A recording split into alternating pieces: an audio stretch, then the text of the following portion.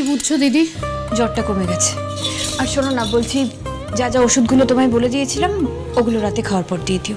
ঠিক আছে, আর যদি জ্বর আসে তোমাকে আমি জানাবো। একদম।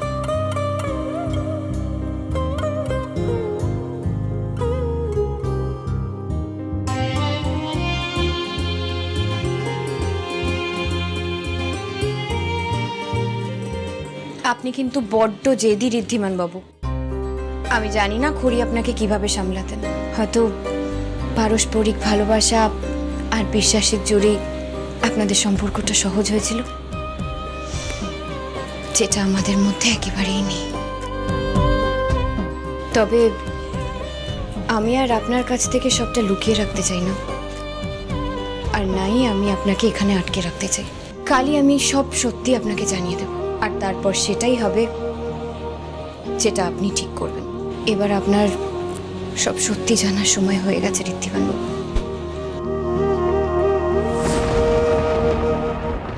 স্যার, আপনি ঠিকই বলেছিলেন।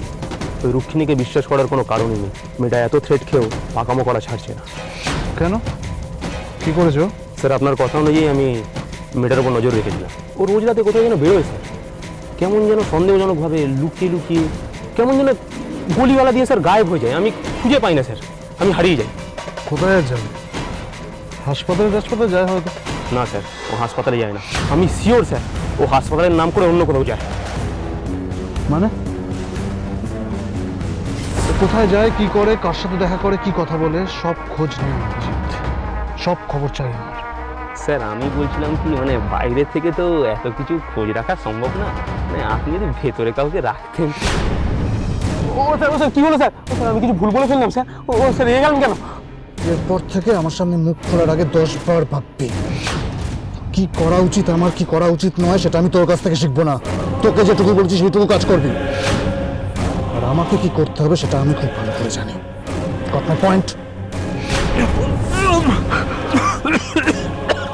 এবার সবার আগে রুক্মিণীর হাড়ির খবর নিয়ে আনি, তারপর দেখবো কি ব্যবস্থা করা যায়। আচ্ছা, আপনি নিজের খেয়াল রাখছেন না কেন বলুন তো? যতক্ষণ না বাবাকে খুঁজে পাওয়া যাচ্ছে, সত্যিটা জানতে পারছি, ততক্ষণ কিচ্ছু করতে ইচ্ছা করছে না। নিজের খেয়াল রাখতে হবে। বাট আমি খুব লাকি যে আপনার মতন মানুষ আমার পাশে আছে, প্রত্যেকটা মুহূর্তে আমার খেয়াল রাখছে। আমি ভালো থাকতে বাধ্য।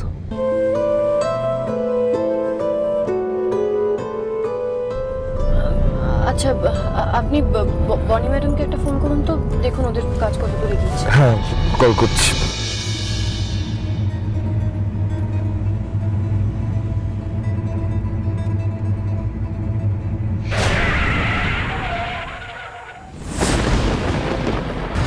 আসুন আসুন। দাদা, সামনে কি হয়েছে? সবাই ভিড় করে দাঁড়িয়ে আছে কেন?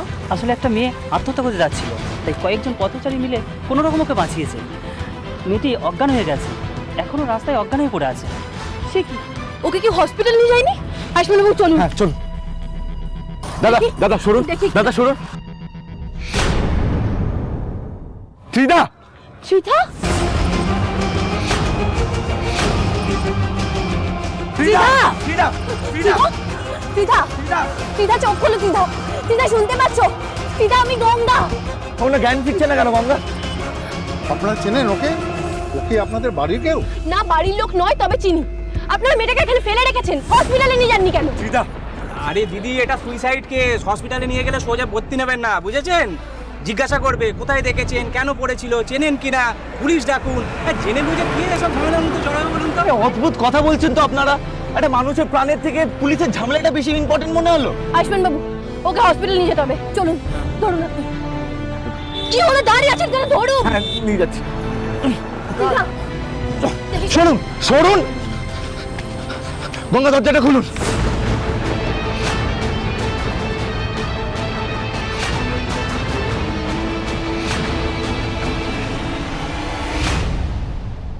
তাড়াতাড়ি হসপিটালে নিয়ে চলুন। না না, হসপিটালে যেতে হবে, তাহলে ঝামেলা আরো বাড়বে, কমবে না। এমনিতেই আপনার ত্রিধার বিয়েকে কেন্দ্র করে অনেক কথা উঠেছে। ত্রিধাকে এই অবস্থায় দেখলে আপনি শুধু শুধু ঝামেলায় পড়বেন আয়ুষ্মান বাবু। কিন্তু এই অবস্থায় ত্রিদাকে কোথায় নিয়ে যাব? সিংহরায় বাড়িতে। মানে কি বলছেনটা কি গঙ্গা? চিদাকে বাড়িতে নিয়ে যাব কি করে? আর ঠাম্মি আর বিগ র্যাম্পা এমনি অসুস্থ, চিদাকে নিয়ে গেলে ঝামেলা বাড়বে। আর প্রমিতা আঙ্কেল আর চিদা যা যা করেছে আমাদের বাড়ির সাথে, তাতে প্রচন্ড ঝামেলা হয়ে যাবে চিদাকে নিয়ে গেলে। This is not possible. আপনি বুঝতে পারছেন না আয়ুষ্মান বাবু, এটা ত্রিধার জীবনের প্রশ্ন। ত্রিধা আর ওর বাবা যা করেছে সেটা ওদের রুচি, কিন্তু আপনার বাড়ির লোকজন এতটা ইনহিউম্যান নয়। ওরা বুঝতে পারবে ঠিক। কোনো আপত্তি করবেন আপনি, প্লিজ চলুন। আচ্ছা ঠিক আছে দাদা, ডিরেক্ট বাড়ি চলুন।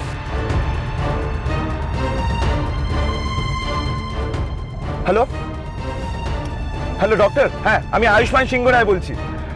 একটু একটু বাড়িতে আসুন, এমার্জেন্সি আছে। সুজাতা বৌদি, এবার আমাকে যেতে হবে, ঠিক আছে? অনেকটা দেরি হয়ে গেল, নাহলে আবার ও বাড়িতে সবাই রাগারাগি শুরু করে দেবে। এসো। দিদি দাঁড়ান, আপনি এখনই যাবেন না। কেন, কি হয়েছে? আসলে একটা ছেলে আর একটা মেয়ে এদিকে।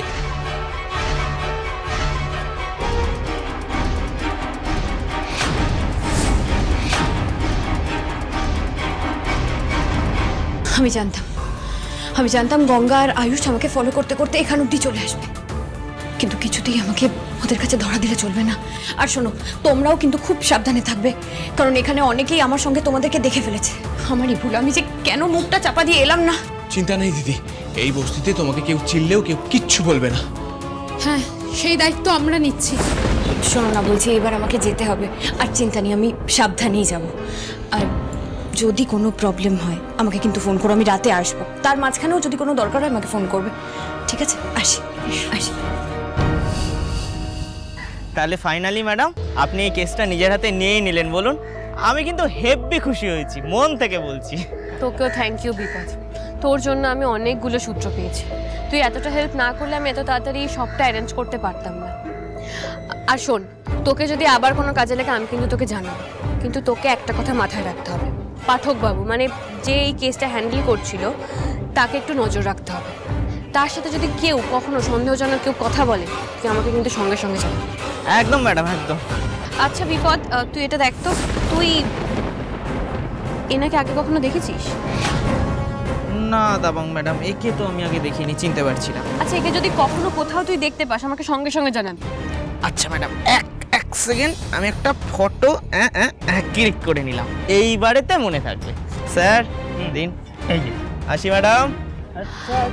আচ্ছা, আমি আপনাকে বলেছিলাম মনে আছে যে মন্দির থেকে ব্রিজ অবধি সিসিটিভি ফুটেজগুলো আনতে, আপনি এনেছেন? হ্যাঁ ম্যাডাম, এই যে এই নিন, আপনি এটা বাড়িতে গিয়ে ঠান্ডা মাথায় দেখুন। হ্যাঁ, কোনো তাড়া নেই। তারা আছে অফিসার, 7 দিন অ্যাজ সুন অ্যাজ পসিবল এই কেসটা আমাকে সলভ করতে হবে। যে মিমি, তাড়াতাড়ি এসো। মিমি, কি হয়ে যায়? চিৎকার করছিস কেন? ত্রিধা চোখ খোলো। কি ত্রিধা কি এ বাড়িতে কেন আনলি? ও রাস্তায় অজ্ঞান অবস্থায় পড়েছিল, সুসাইড করতে যাচ্ছিল। আমরা অনেক কষ্টে ওকে বাঁচিয়েছি। মানে ত্রিধা কেন সুইসাইড করতে যাবে? আমার মাথায় ঢুকছে না, খুলে বলো। কেন কি কারণে সেসব কিছু জানি না, শুধু এইটুকুনি জানি ত্রিধার খবরটা যদি মিডিয়া অবধি পৌঁছায় তাহলে নতুন করে কেচ্ছা শুরু হবে। তাই জন্য ডিরেক্টলি এখানে নিয়ে চলে এসেছি। হ্যাঁ, সেটা ভালো করেছিস আয়ুষ, কিন্তু ওর জন্য তো এক্ষুনি একটা ডাক্তার ডাকতে হবে। এইভাবে তো ফেলে রাখা যায় না, হঠাৎ করে যদি কোনো বিপদ হয়ে যায়। সেসব মাথায় রেখে আমি অলরেডি ডক্টরকে ফোন করে দিয়েছি, ডক্টর এক্ষুনি এলো বলে। সিরিয়াসলি, একে বাড়িতে একটার পর একটা সমস্যা হয়েই চলছে, তার উপরে এই ত্রিধা, ও নতুন করে না জানি কোন প্রবলেম ক্রিয়েট করবে আমাদের সবার জন্য, গড নোজ। পেশেন্ট কোথায়? ডক্টর অজ্ঞান হয়ে গেছে, কিছুতেই সেন্স ফিরছে না। একটু হেল্প। দেখছি। দেখি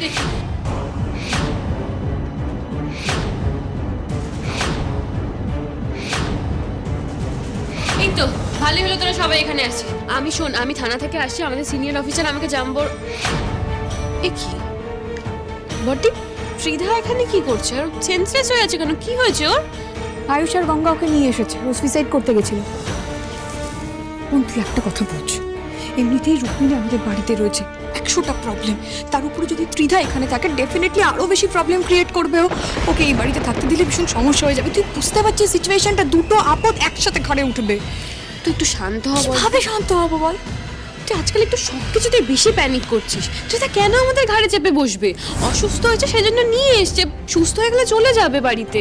তাই জানো হয়। হ্যাঁ ডক্টর বলছিলাম, ত্রিধা ঠিক আছে? মানে কিছু হবে না তো?